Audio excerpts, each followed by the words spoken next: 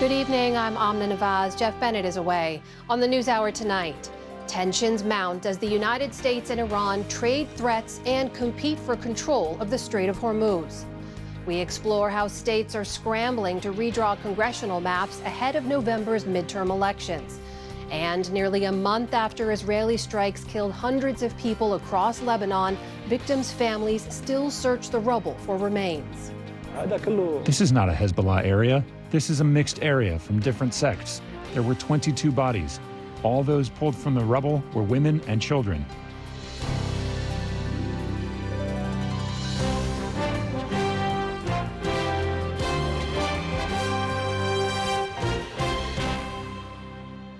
Major funding for the PBS News Hour has been provided by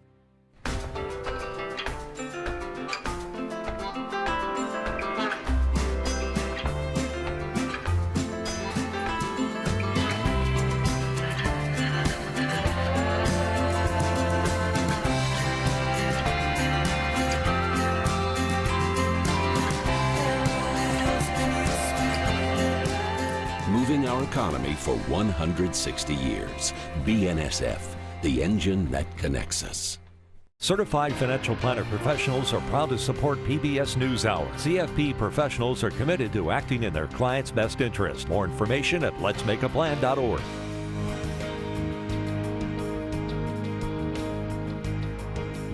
the ongoing support of these individuals and institutions, and friends of the News Hour, including Kathy and Paul Anderson, and Camilla and George Smith.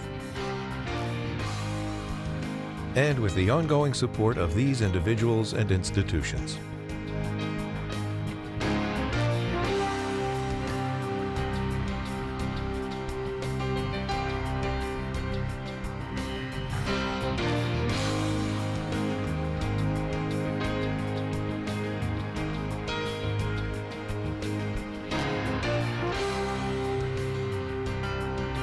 This program was made possible by the contributions to your PBS station from viewers like you. Thank you. Welcome to the News Hour. Top American officials said today the ceasefire with Iran had not ended, despite exchanges of fire in the Strait of Hormuz and Iranian attacks on U.S. allies in the Gulf. Both the Secretaries of State and Defense said the U.S. was in a new phase of operations designed to ensure safe passage for commercial vessels stuck in the Persian Gulf.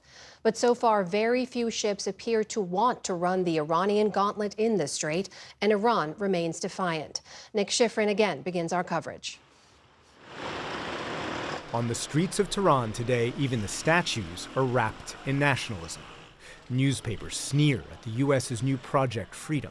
Signs celebrate regime continuity, and posters proclaim Iran's stranglehold on the Strait of Hormuz. Iran's public rhetoric remains defiant. Today, the Islamic Revolutionary Guard Corps warned that ships crossing the Strait of Hormuz without coordinating with Iran would be, quote, categorically dealt with. And on X, Iran's chief negotiator and Parliament Speaker Mohammad Ghalibaf today accused the U.S. of a violation of the ceasefire and warned, "We have not even begun yet." And for the second day in a row, the United Arab Emirates said it was attacked by Iranian missiles and drones that yesterday hit Fujairah, the UAE's only major port that bypasses the Strait of Hormuz. Yesterday, Iran also launched small boats like these and missiles at U.S. ships, actions that today President Trump downplayed. What do they need to do to violate the ceasefire? Well, you'll find out, because I'll let you know. They know what to do, and they know what to do. They know what not to do, more importantly, actually. And, they fired them in little boats with pea shooters, the pea shooters, little boat with little, why? Because they don't have any boats anymore. The ceasefire is not over. At the Pentagon, Secretary Hegseth also dismissed Iran's attacks on U.S. forces yesterday as what he called frothiness. We expected there would be some churn at the beginning, which happened. But Iran's defiance extends to the negotiating table, where President Trump has acknowledged they refuse to accept U.S. demands. Until those talks are fruitful, President Trump today made clear he does not want to increase pressure on Iran by resuming the war. We don't want to go in and kill people. We really don't. I don't want to. It's too tough. Instead, the U.S. says it will maintain economic pressure, including new threats today on Chinese banks facilitating Iranian oil exports, and a diplomatic push at the UN to condemn Iran's Strait chokehold. They're not going to change their position out of the kindness of their heart. There has to be a pressure point on them that causes them to realize they cannot continue to close the straits, or they face crushing economic consequences, but also, global diplomatic isolation, which they have proven in the past to be susceptible to. But Iran's chokehold over the strait, through which 20% of the world's oil and natural gas traveled before the war, has not only affected American gas prices. It has led to higher prices around the world, leading to food and humanitarian aid shortages. A lot of people can't afford to eat the basic commodities, the basic foods that they rely on. Matthew Hollingworth is an assistant executive director at the World Food Program. He says since the war began and the Strait of Hormuz largely closed, food prices across Central and Eastern Africa have increased by as much as 50%, at a time when WFP already faced aid cuts. We are in a situation today already, because of this war, that 1.5 million people we simply cannot afford to help anymore. We know in the next 3 months, if the price of oil stays above $100 a barrel, that figure will jump to 9 million more people that we will not be able to help. WFP predicts the number of people who are food insecure will increase by 45 million by the summer if the Strait of Hormuz, that is so vital to all shipping, isn't open. Humanitarian organizations have tried to create workarounds to avoid the strait, but it is not sustainable, says Hollingworth. So we can go on different routes, but it does add, again, weeks, and it adds serious cost. The easiest, fastest way to do it is a resolution in the Middle East that will reopen these supply chains that the world desperately needs. But today, the strait remains largely closed and diplomacy at an impasse. For the PBS News Hour, I'm Nick Schifrin.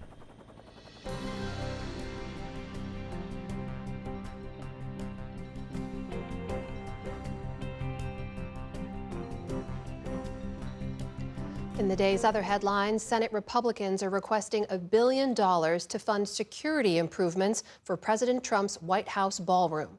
The money is attached to a broader measure they hope to pass this month aimed at funding ICE and Border Patrol. Republicans have been pushing for the financing after a man was charged with trying to assassinate President Trump at a dinner late last month. It's not clear exactly how the $1 billion would be used, but it is more than double the $400 million to build the ballroom, which the president said would be privately funded. Ukrainian President Volodymyr Zelensky says his forces are observing a temporary truce tonight. Earlier, Russia announced its own ceasefire for Friday and Saturday for Victory Day celebrations, marking the defeat of Nazi Germany in World War II. But both sides are accusing the other of last-minute attacks. In Ukraine, authorities say Russian strikes killed at least 22 people and wounded dozens more as Moscow targets the country's power grid. President Zelensky says the attacks prove what he calls Moscow's utter cynicism. A one-day ceasefire, but killing our people beforehand is, to put it mildly, simply not fair. Dead, wounded, adults, children. I'm sorry, but after all this, to say, let's have a 24-hour ceasefire, that is not serious. Russia today released videos showing Ukrainian drones striking the city of Cheboksary, east of Moscow. Russia says 3 people were injured. Ukraine says it was targeting military sites. In central China, authorities are investigating the cause of an explosion at a fireworks plant in Hunan province that killed at least 26 people and injured dozens more. Eyewitness video caught the sound of popping fireworks and smoke rising from the site yesterday. China's state broadcaster says investigators believe the blast started in a workshop where fireworks are made and packaged, and that at least one company official has been detained. Chinese President Xi Jinping called today for a prompt investigation and the punishment of those responsible. The Equal Employment Opportunity Commission is suing the New York Times, alleging the newspaper discriminated against a white male employee when he was passed over for promotion last year. The suit claims the Times violated federal laws that prohibit hiring or promotion decisions based on race or sex, saying, quote, there is no diversity exception to this rule. The unnamed employee filed a complaint with the EEOC last year after the job went to a person described as a non-white female. The Times says it categorically rejects the allegations and is vowing to defend itself vigorously. Meantime, the Trump administration is investigating whether Smith College violated anti-discrimination laws by allowing transgender students to enroll. The inquiry by the Education Department's Civil Rights Office accuses the all-women's college of, quote, admitting biological men. It's an expansion of the Trump administration's push to limit the rights of transgender students, which until now is largely focused on sports and the use of women's bathrooms. In response, the Massachusetts-based school says it's, quote, fully committed to its institutional values, including compliance with civil rights laws. In Georgia, Fulton County is seeking to block the Justice Department from acquiring the identities of every person who worked there during the 2020 election. That is in response to a DOJ subpoena demanding the names and contact information of county employees and volunteer poll workers. County officials call that order overbroad, saying it was meant, quote, to target, harass, and punish the president's perceived political opponents. It's the latest effort by the Trump administration to target the Democratic stronghold, which the president has falsely accused of widespread voter fraud in his 2020 election loss. On Wall Street today, stocks rose as oil prices eased. The Dow Jones Industrial Average gained more than 350 points. The Nasdaq added around 250 points, or more than 1%.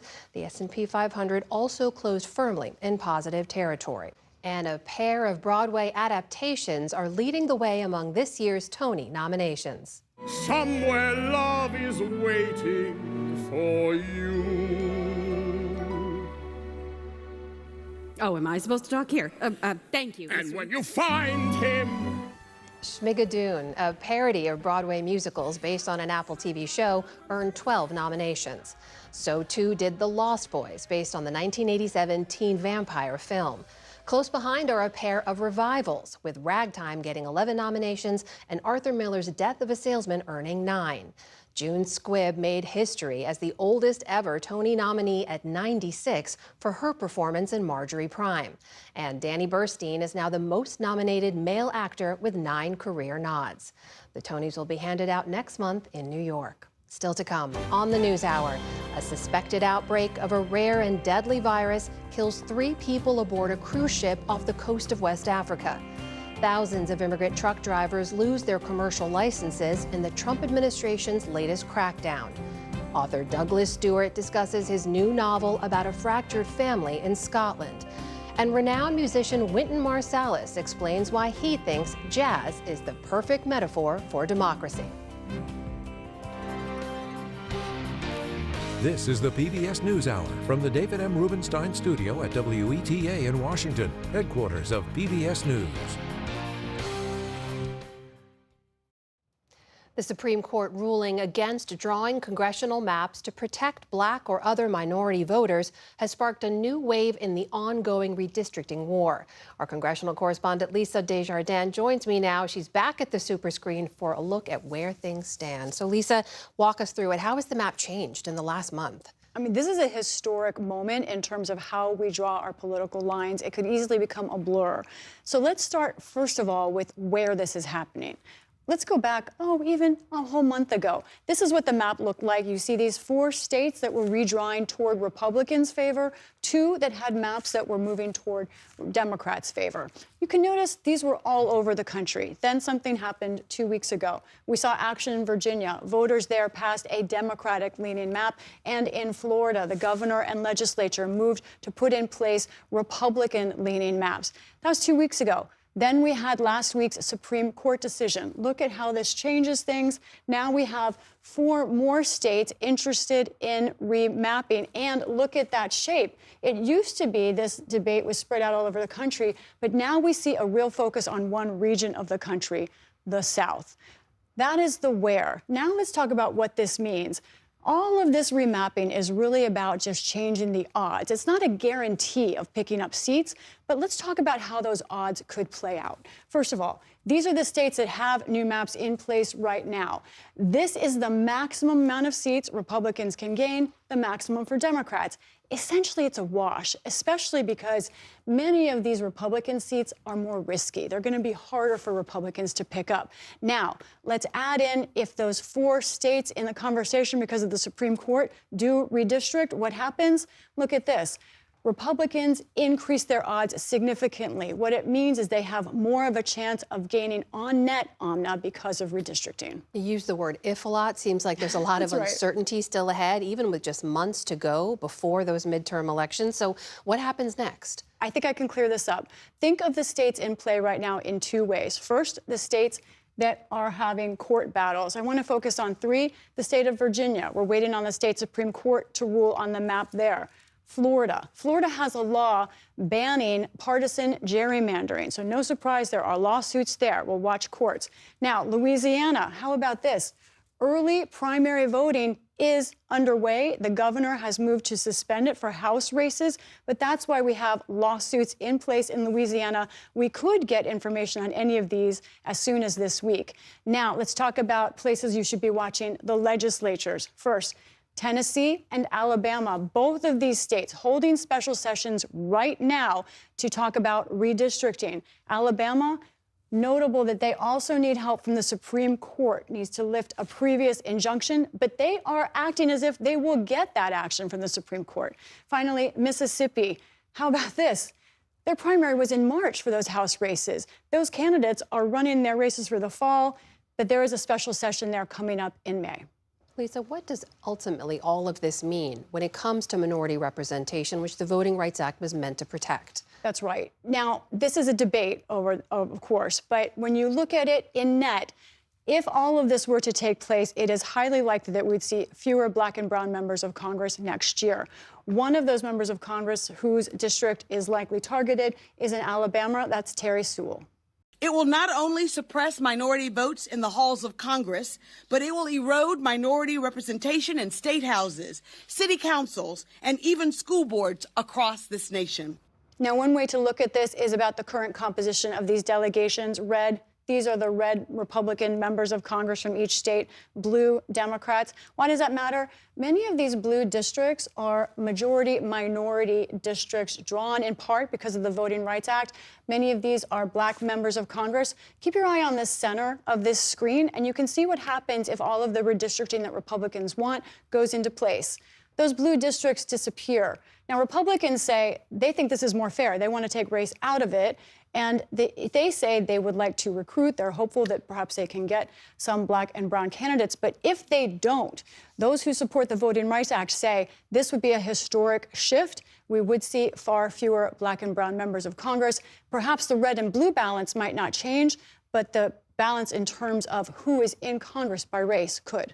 Now, you'll continue to follow this story in the weeks and months ahead. Lisa Desjardins, thank you very much. You're welcome.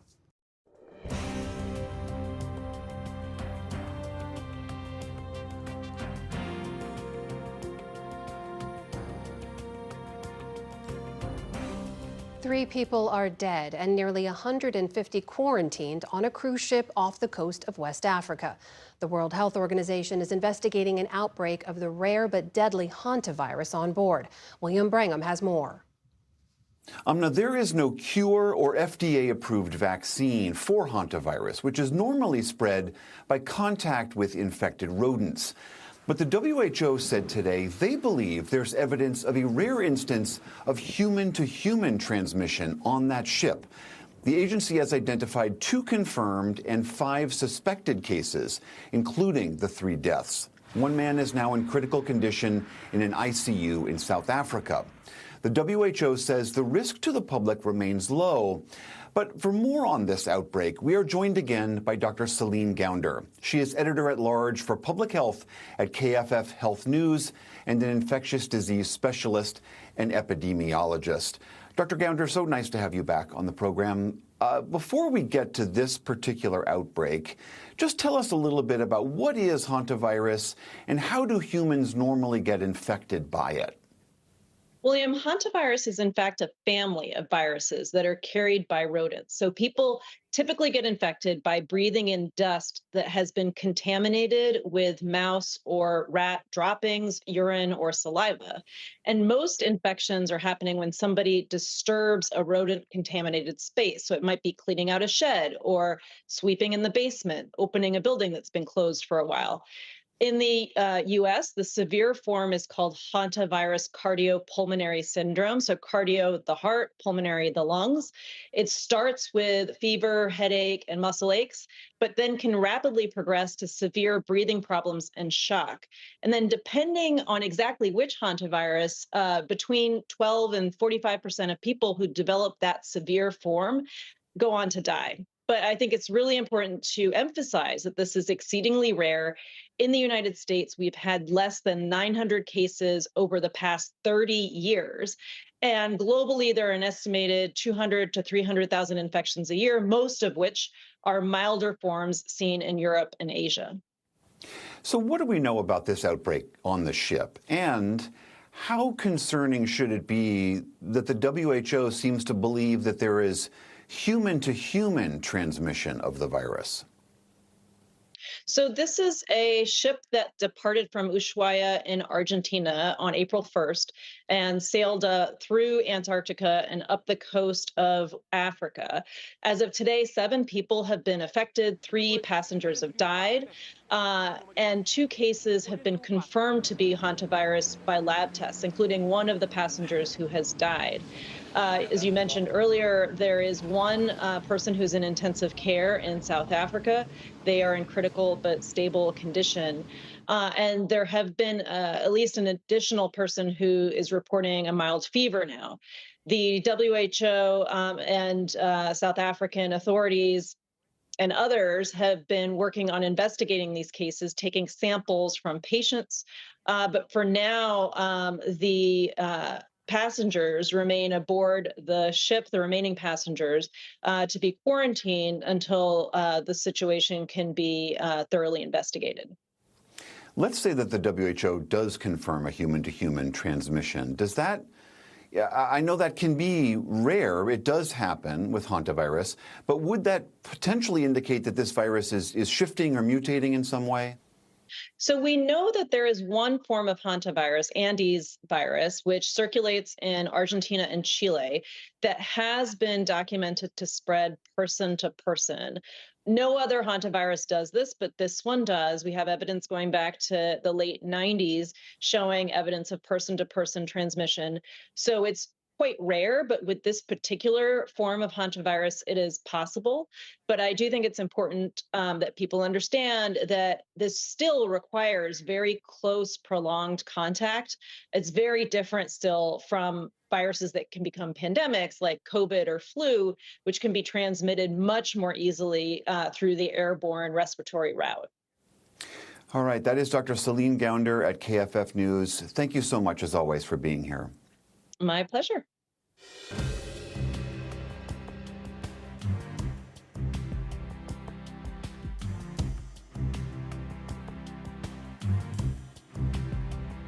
Tomorrow marks 4 weeks since the day now known as Black Wednesday in Lebanon. On April 8th, the Israeli military, claiming to target Hezbollah militants, unleashed an unprecedented aerial campaign, killing more than 350 people in a matter of minutes. Special correspondent Simona Foltin reports. For days after Israel struck this Beirut neighborhood on April 8th, Ali Aboud kept coming back to look for his sister, Zahra.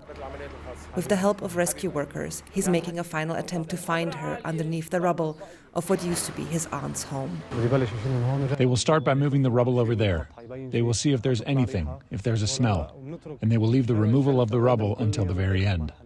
Zahra was 26 years old, the youngest of 4 siblings. She held a bachelor's in biochemistry and was pursuing her master's. A young, promising life wiped out in the blink of an eye in what the Israeli military called Operation Eternal Darkness. It was April 8th, the first day of the ceasefire between the US, Israel, and Iran. Just when many Lebanese thought the worst was over, Israel dropped more than 100 bombs on Lebanon in the span of just 10 minutes. The unprecedented attack hit densely populated neighborhoods during Beirut's afternoon rush hour and without warning. Ain al-Mreise on Beirut's waterfront corniche, once deemed safe, was attacked for the first time that day. My dad called me that there was a strike on your aunt's house and your sisters can't be found. When we first started the search, we pulled out 22 bodies. Every time a new body was found, I prayed it wasn't Zahra, because I still hoped that she was alive in one of the hospitals. But with every passing day, the hope that Zahra would be found alive has faded away. All they can hope for now is to find her body. They go up to the first-floor apartment to understand where Zahra might have been when Israel struck. It was lunchtime. My aunt and the housekeeper were preparing food in the kitchen, and they retrieved them from the kitchen. Zahra was in her room. That room is now a gaping hole ripped away by the Israeli missile as it tore through the 6-story apartment building. 18 families lived here, including Ali's aunt. Zahra on the right and her sister Malak on the left had come from southern Lebanon to stay with them when the war erupted in early March. The girls were very scared. They were forced to go to their aunt's house here in Ain al-Mreise, an area that was considered safe. And so who was inside the apartment when the strike happened? They were all there. My 2 aunts, my aunt's husband, my 2 sisters, and the Sri Lankan maid. Of the 6 people in the apartment, Malak was the only one to be pulled from the rubble alive. Ali's 2 aunts, his uncle, and Zahra were killed. The Israeli military said it was targeting Hezbollah. It's all lies. This is not a Hezbollah area. This is a mixed area from different sects. And this is one of the oldest buildings. There were 22 bodies. All those pulled from the rubble were women and children and my aunt's husband, who was 82 years old. He couldn't even walk properly. They were among at least 357 people killed on April 8th. It was the deadliest day of the war and became known as Black Wednesday. 9 days later, when the ceasefire finally went into force in Lebanon, funerals were held across the country. In Beirut's southern suburbs, people gathered to remember Ola al-Attar, a 32-year-old mother of 2. Relatives and friends try to console Ola's mother as she cries out for her daughter. Her 2 sisters are still in disbelief. She didn't come home. I was asking, where was the strike? Where was the strike? My mom said it was the place where Ola worked. She said, your sister is gone. What do you mean my sister is gone? Where was she? She went to work. She works at a dentist. Ola wasn't the first in her family not to come home. Her husband, Hamad al-Attar, worked at the Beirut port and was killed in a devastating explosion in 2020.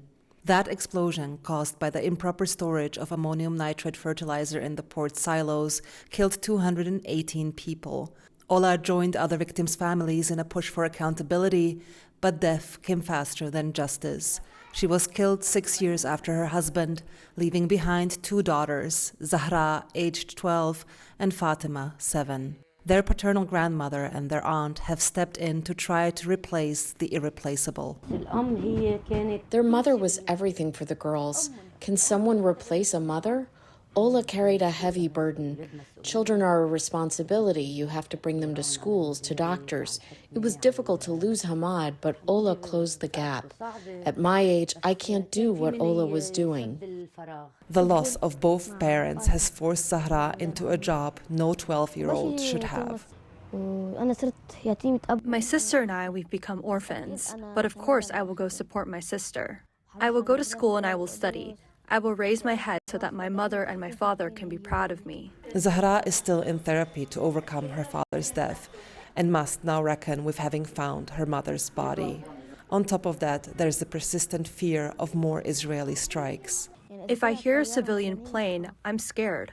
I feel that a rocket will fall on me. Fatima no longer likes being at home. She spends most of her time downstairs with her aunt Nancy.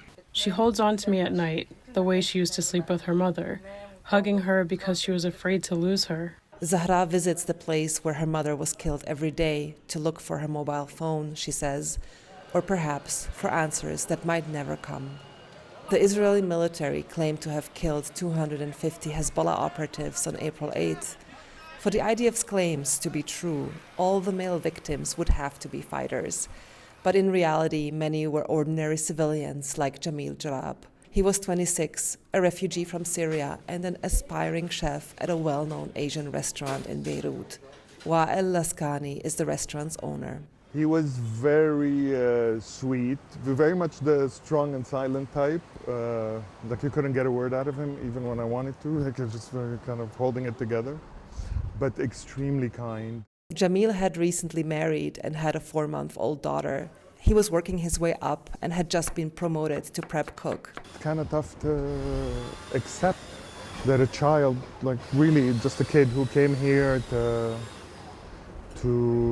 have a better life, escape war, and build a safe and happy life for himself, ends up being massacred in broad daylight. You don't hit 20 sites at 2:30 when schools get out, when everybody's out for lunch, targeting Hezbollah. You're aiming for civilians. Jamil's absence is dearly felt in this tightly knit community. Yasser Al-Omar is the head chef and, just like Jamal, from Aleppo, Syria. He was lighthearted. He never annoyed anyone. He worked with sincerity. We feel a bit depressed. When we come here, we still imagine him here. 11 days after Zahra was killed, some of her remains were finally found and identified through DNA analysis.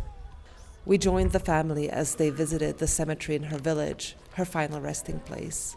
We got upset and relieved at the same time. We got assurances that it was indeed Zahra, that she was martyred. We were relieved that we found something of her to bury. Thank God we could honor her. Burying the dead is the only form of closure they can get. There is little hope for accountability. If there was justice through international law, we wouldn't have gotten to this point. I lost my sister. The only justice lies with God. Other than that, there's no justice. But these families will never forget. Black Wednesday will be remembered here as one of the darkest days in a history littered with massacres, the trauma forever etched into collective memory. For the PBS News Hour, I'm Simona Foltin in Lebanon.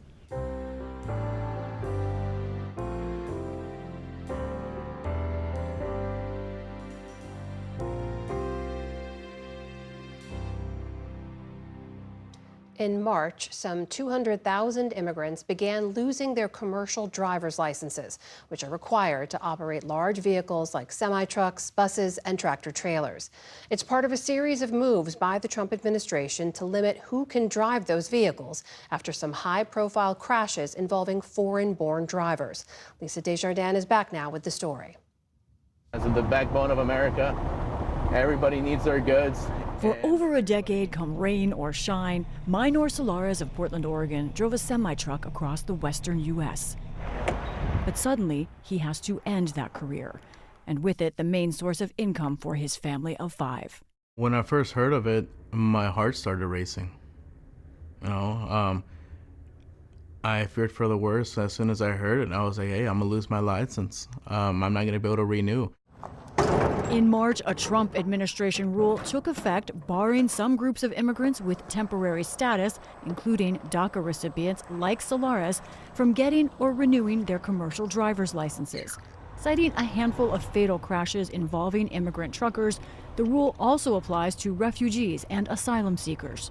Solares was brought to the U.S. illegally from Guatemala when he was 2 years old. At 14, he enrolled in DACA, which allowed him to legally work in the U.S., ultimately owning his own trucks. I love the job. He's driven for 12 years, but late last month, his license expired, and due to the new rule, he can't renew it. They use the word safety. You're using it as a disguise. I believe your intentions are different, and safety could be one of them, but you're using that more of a playing card more than reality of what you're really trying to do. I think they're trying to push their immigration agenda into the trucking industry. In the final rule, the Trump administration cited 17 fatal trucking accidents in 2025 it says were likely caused by non-citizen truck drivers. But that is less than 1% of the fatal crashes caused by truckers each year. That one group of cases, though, have become major headlines. 3 people were killed when a semi-truck driven by an illegal immigrant plowed into traffic. We do have new details after an undocumented migrant truck driver was charged with causing a crash. An illegal immigrant truck driver suspected in a crash. We have people on the roads that aren't safe, that aren't qualified, that should never have a driver's license. But the drivers losing their licenses have met current requirements for qualification. This is part of a broader effort to limit who can drive trucks in the U.S.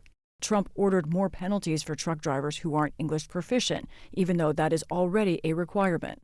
And during the State of the Union, Trump urged Congress to pass a road safety law going further, immediately revoking all trucking licenses from most drivers with temporary status, a law named after a little girl.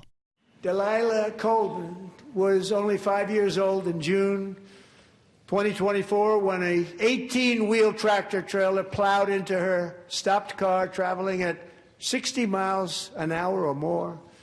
The driver was an illegal alien. In the balcony, Delilah smiled in the arms of her dad. She's relearning how to walk, and after seeing his daughter nearly die from the crash, Marcus Coleman is on a mission. It's taken a toll on us in every which way possible. Coleman is pushing for a number of changes on the highways, including the blocking of some immigrants from driving trucks. There is no evidence that immigration status directly connects to driver safety. But Coleman says the statistics don't show the impact on people like him and Delilah. I think 17 accidents, even if it's out of, 100,000, is 17 too many. I see the significance in the number. Every single person who's been impacted by this, we see the significance. We are that small number. And there's starting to become enough of us. Every crash resulting in fatality or serious injury is a tragedy. Wendy Liu is an attorney at Public Citizen Litigation Group and is leading a lawsuit against the Department of Transportation rule, saying it is harmful, not helpful. There is no data to support the notion that immigrant status has anything to do with whether somebody is a safer driver. Requirements to get these licenses are extensive. If the issue is that states are improperly issuing licenses to people who don't meet those requirements, then the right response is to tighten the administrative steps to make sure that licenses are not going to people who don't meet the requirements. It's not to impose this blanket wholesale exclusion on documented immigrants. In other words, the White House should look at issues in the overall system. Even supporters of this rule see that, like Louis Pugh with the Owner-Operator Independent Drivers Association, a group of truck drivers and small trucking companies. He is concerned about recent immigrants. We don't have any history on what these folks' driving ability is. And likes this new rule for that reason. But he says this does not address a far larger problem, trucker training and so-called license mills that approve new drivers easily. In the state of Missouri, it takes over 1,600 hours of training to be a barber. But yet to drive a truck, it's a matter of you got to pass a test and drive around some cones and you're a truck driver. I don't know anybody dies from a bad haircut, but lots of people can die from an ill-trained bad truck driver. So that's why we need to make sure these people are trained correctly, understand the rules of the road, and that's what we need to be working toward. Improving safety on our nation's roadways. There are clear federal standards for training commercial drivers, but late last year, the government found more than 40% of all trucking schools may not be following the federal regulations. This rule that lumps people into buckets based on where they're born or what their immigration status is, isn't really getting to the root of the cause. Bill Jones is a divisional vice president at the waste and recycling collection company Waste Pro, and this rule threatens the workforce his company has spent years and dollars to train right. I think long term, the biggest concern is that this rule reduces the available pool of talented and safe drivers in an already difficult work environment. And allegedly it is focused on safety, but I've got people that have driven free for 15, 20 years, been safe, won all sorts of safety awards with the company, and suddenly they can't drive. So I'm not sure it's really safety. In California, Delilah Coleman faces lifelong therapy. Marcus Coleman understands the politics here, and banning DACA recipients gives him pause. But he won't risk political momentum by separating them out. I feel bad for their situation. I honestly do. I don't want Delilah's law to go against DACA, At the same time, I can't include DACA in Delilah's law. it would misrepresent what it is that it's going for. Back in Portland, Oregon, all this has left DACA recipient Solares in a mechanic's job that pays less than a third of what he made driving trucks. Not enough to cover the bills. I think just generalizing everybody that's not a United States citizen isn't the right move. I'm American, you could say, at heart, and in my mind, there's all I've known in the United States. Paperwork, immigration status is the only thing that's making me look different than everybody else here. And just that status, not his driving record, means he is one longtime safe driver being forced off the road. For the PBS News Hour, I'm Lisa Desjardins.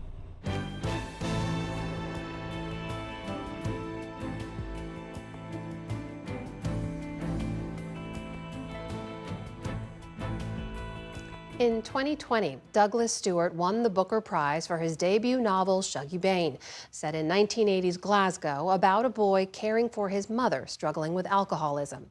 His latest novel, John of John, out today, follows Cal, a young man returning to his hometown on a rural Scottish island and grappling with his identity, his religion, and his father, John. Jeff Bennett spoke to Stuart for the latest episode of our podcast, Settle In. Here's a clip of their conversation. Where did this story come from, and did you know where John and Cal were headed when you started? Yeah, I actually began this novel in 2019 when I was waiting for my debut novel, Shuggie Bain, to publish. I was filled with anxiety, and I'd sort of taken my fashion career and put it on hiatus, and I was wondering if that was the right thing to do to risk it on my dreams of becoming a writer. And so I was looking at my husband one day and I said, I have an idea for a new novel I want to write, but I have to go to the Outer Hebrides. And as a kid growing up in the inner city of Scotland, I'd never been to the islands. The Outer Hebrides are an archipelago of islands that sit off the northwest coast of Scotland. And they're absolutely stunning, but they're quite difficult to get to. And so I think my husband was sick of dealing with my anxiety, and he said, 12 weeks away from me sounds like a great idea. And so he totally co-signed me going to the islands. But I showed up on the islands in 2019 knowing only 2 people. And I was there, first of all, for 12 weeks. And I just sort of traveled up the islands and got a sense of my own country, a sense of the people. And I found that everybody was incredibly generous with their time. They were curious about what I was doing, what I was interested in. And I fell in love with the place. I sort of journeyed up there's a very small island at the bottom called Battersea, and I went up about 4 to 5 islands until I got to the Isle of Harris, which is almost near the very top. And when I got there, I realised that there was a convergence of fascinating things. First, it's the last stronghold of Scottish Gaelic, the language. It is the sort of home of a very conservative Calvinism.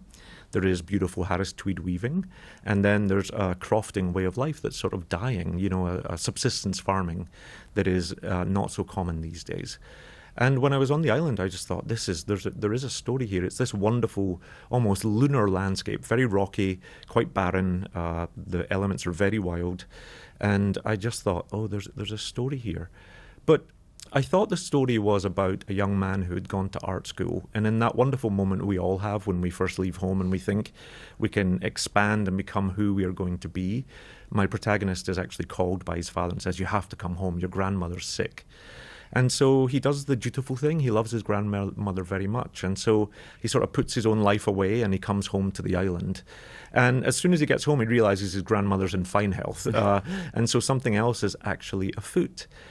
And I thought that was going to be the novel, but on my trip when I was on the islands, I was sort of sitting at a lot of kitchen tables just meeting islanders, and I was about 5 weeks into my trip, and I had heard frequently when I would go from settlement to settlement that there would maybe be an unmarried man or some bachelors or spinsters in each settlement. And I often asked, why didn't they marry? Why weren't they interested in marrying? And the answer would be, often, they missed their moment for love.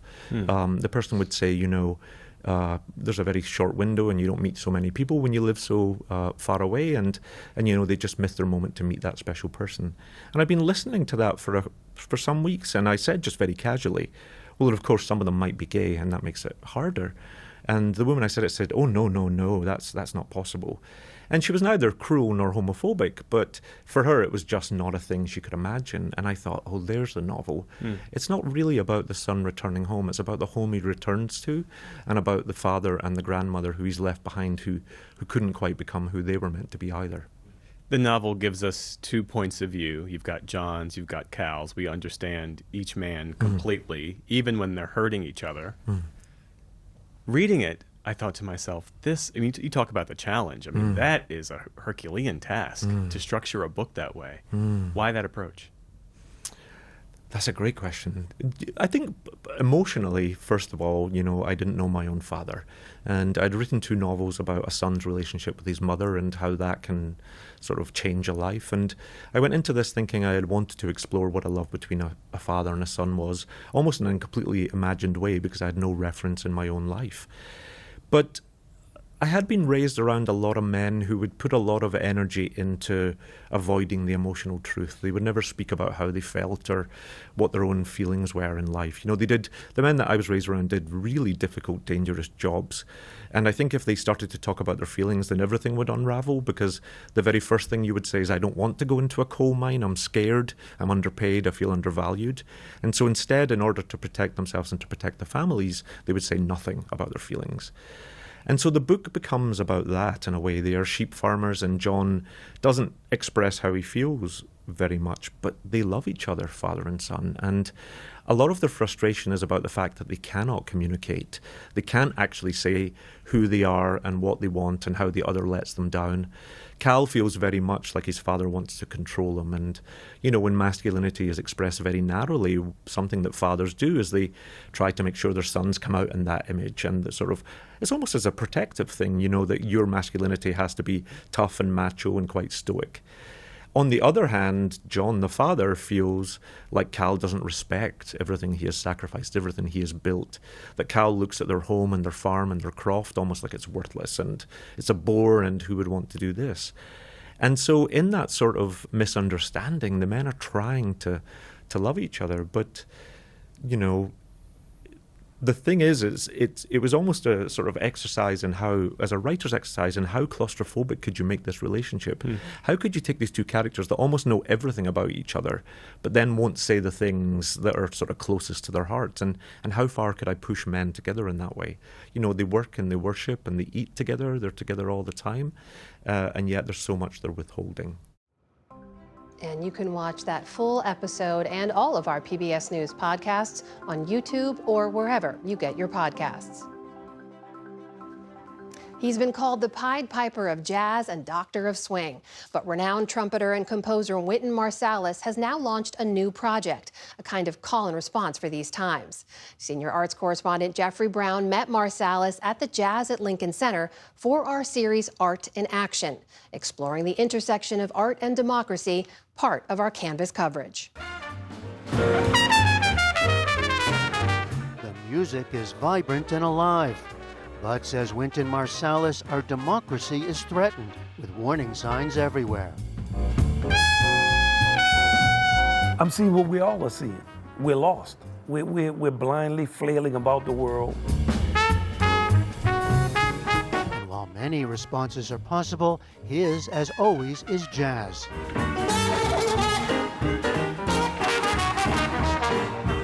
An art form of individual statements or improvisation, and collective swinging together.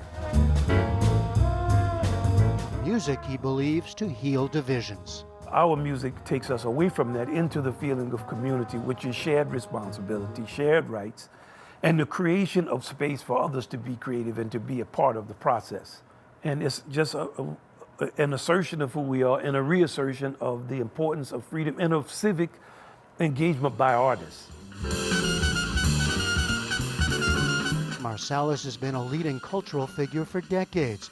Founder of Jazz at Lincoln Center in New York in 1987. 1, 2, 3, Its artistic director ever since.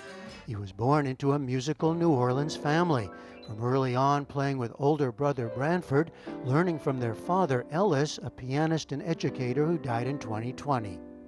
I want as much as possible to try to communicate to you all. A key mission, preserving and passing on that tradition, as we saw in 2011 as he led a festival for high school musicians around the country called Essentially Ellington that continues to this day. Marsalis was born and raised in the cauldron of the 1960s, and he says now sees a nation in peril once again. We have very bad leadership, not just the president, all over. Very bad leadership, terrible leadership that's easily corrupted. And we need to assert, those of us in the nation who believe in a plural America need to strongly assert it. We need to be figuring out a creative vision that brings us together. His answer, Jazz Call for Freedom, a new multi-part project that includes a video series intended as a kind of civic engagement dialogue, starting with professional musicians choosing and recording a brief clip of music from a song from the past that they think speaks to our moment. Your heart of masses yearning to breathe free. It's really stripped down and right to the core, and that's exactly what this initiative is. It's getting to the heart of the matter. Alexa Tarantino, a saxophonist, composer, and bandleader in her own right, is a member of the Jazz at Lincoln Center Orchestra. She worked with Marsalis to choose leading contemporary musicians to participate. The main element of jazz and performance is call and response and communication. And so the fact that we are able to start something like this that puts out our own form of creative expression and encourages others to respond with theirs, it's that musical element personified, but with this political charge. Among the videos recorded so far, Cecile McLaurin-Salvant singing Stevie Wonder's Visions. Is this a vision in my mind? The group New Jazz Underground with Sonny Rollins' Freedom Suite. Students from Jazz at Lincoln Center's Jazz Academy performing America the Beautiful.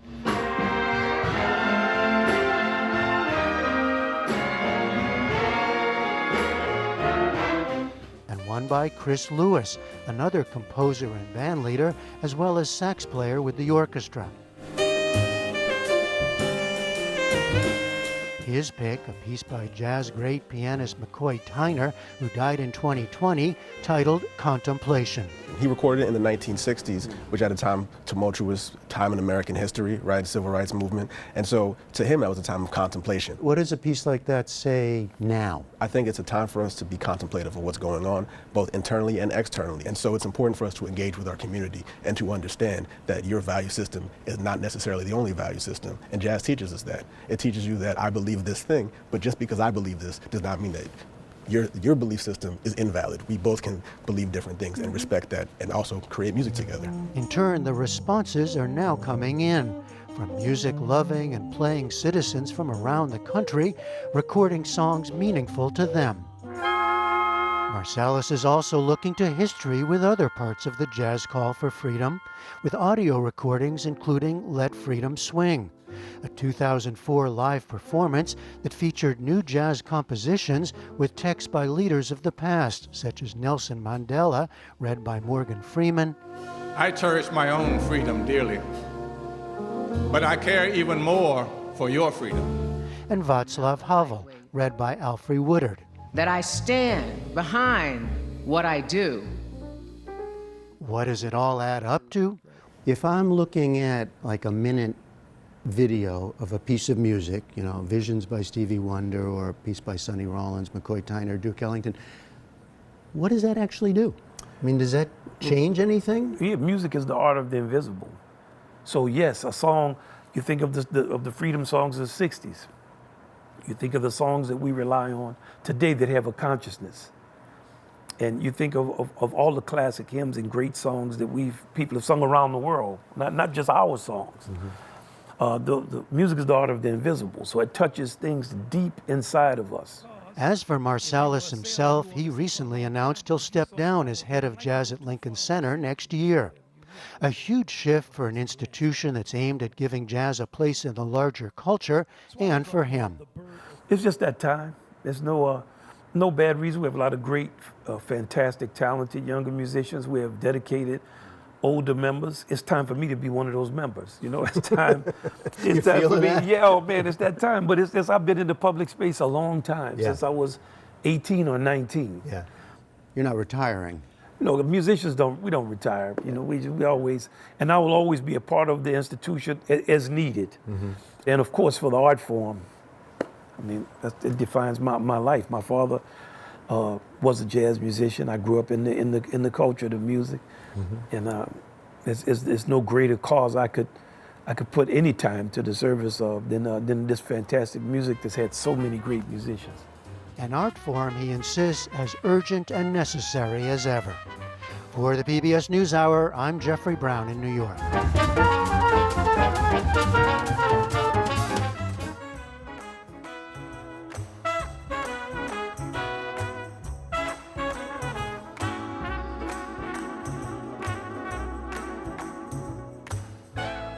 And that is the News Hour for tonight. I'm Amna Nawaz. On behalf of the entire News Hour team, thank you for joining us. Major funding for the PBS News Hour has been provided by the William and Flora Hewlett Foundation. For more than 50 years, advancing ideas and supporting institutions to promote a better world at hewlett.org.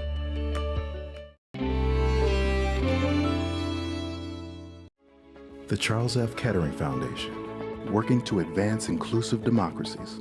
Learn more at kettering.org. Certified financial planner professionals are proud to support PBS News Hour. CFP professionals are committed to acting in their clients' best interest. More information at letsmakeaplan.org. The Gordon and Betty Moore Foundation, established to create positive outcomes for future generations. Friends of the News Hour, including Nell, Martha, and Mary Minow, in honor of the life and legacy of their parents, Newton and Josephine Baskin Minow, and Julie and Robin Powell, through Fidelity Charitable. Carnegie Corporation of New York, working to reduce political polarization through philanthropic support for education, democracy, and peace. More information at carnegie.org.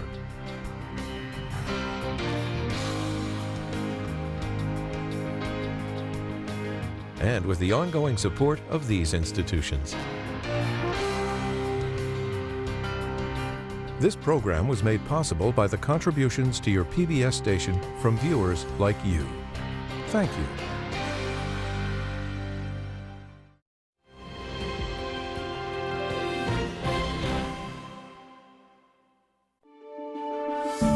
You're watching PBS.